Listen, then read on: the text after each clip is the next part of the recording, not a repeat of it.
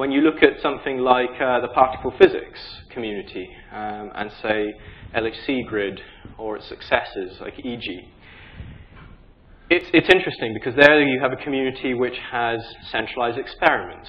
What you're doing is you're setting up a set of experiments that are going to be based in CERN around the LHC, providing you with information.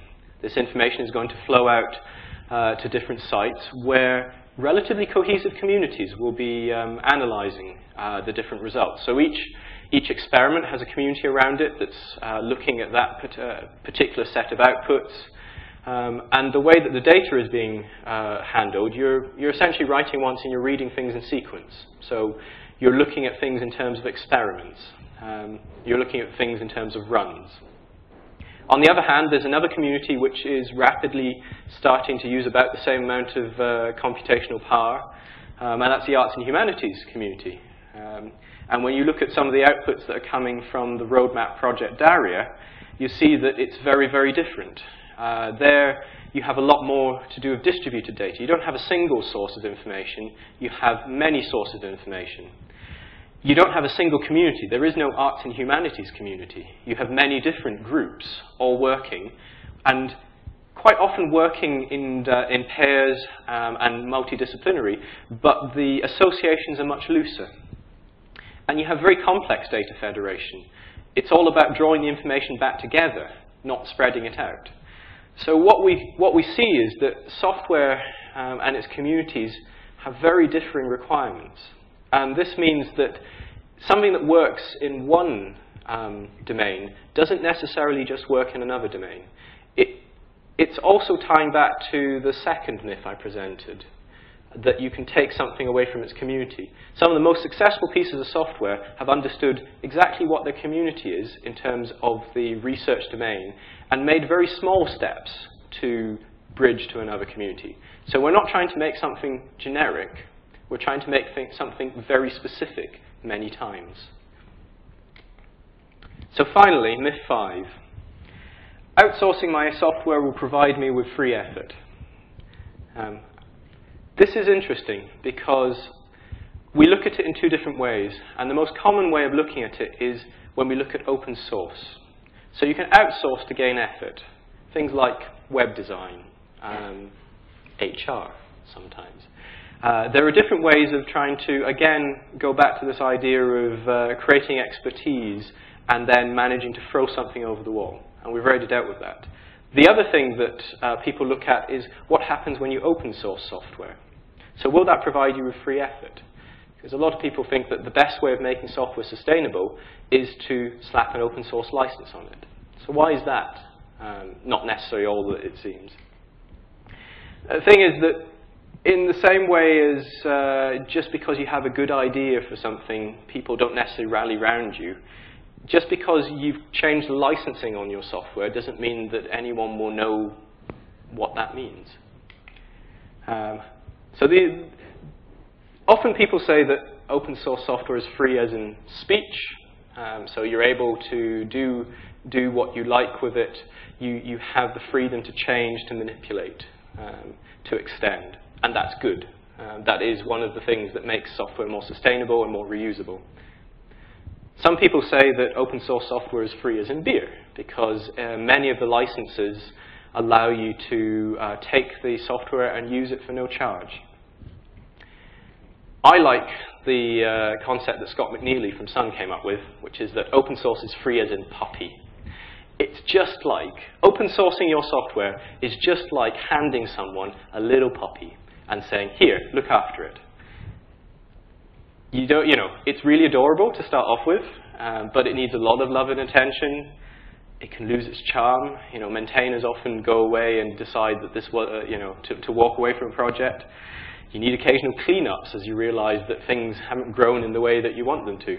And ultimately, the problem is with both free puppies and open source software is that it can quite often be left abandoned by its owners.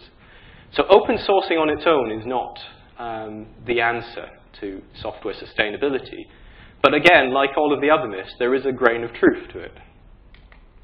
One of the issues is that the business models around open source software are often confusing. This is a breakdown created by the 451 group. And so you have a wide set of different development models, you have a wide set of different licensing strategies, you have a wide set of different revenue triggers. Combine any free one from each category and you get another sort of business model. What I did want to look at maybe was 3 particular companies that have taken different approaches to their business models and understood where to go just beyond their open sourcing. So we have MySQL, which seems to have taken an interesting and sometimes perilous path as a open source database.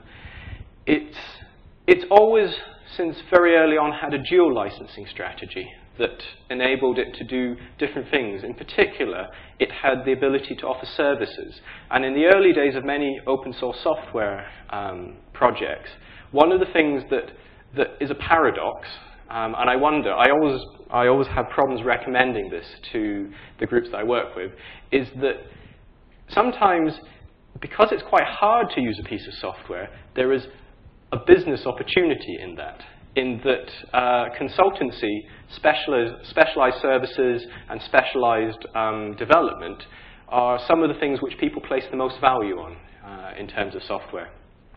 So MySQL has been able to do things, because of its dual licensing, that allow it to do commercial and keep things in the open source at the same time. It's grown by understanding how to make partnerships with different companies and different open source organizations. Ultimately, it's also become very, very popular because it addressed the need for a particular sort of database for supporting websites. Now, of course, it's interesting in that I wonder who now owns MySQL. So we'll see where MySQL goes in the future.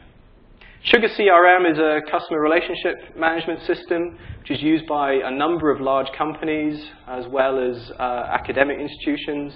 I believe people like Coca-Cola use Sugar CRM.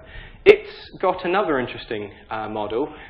It is completely open source, and unlike MySQL, it's not geo-licensed, so you don't have some bits released closed source and some bits released open source.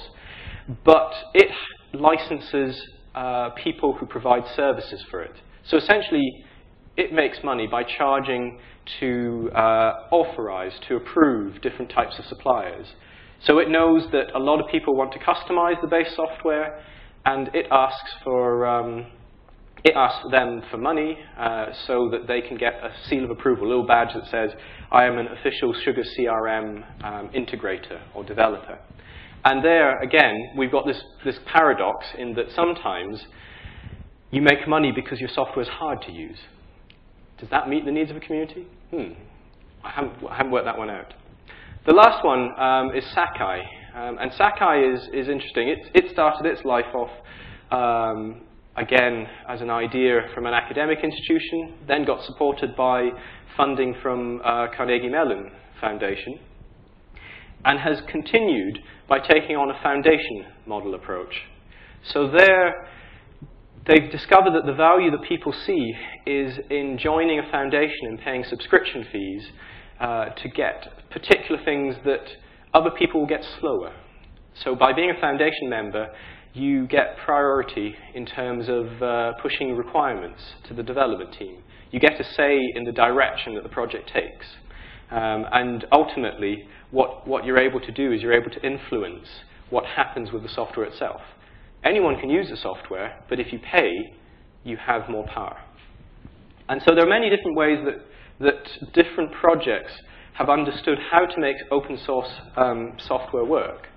And one of the things I'll cover a bit later is that it's really about understanding the methods of making things easier for your community to work with your software.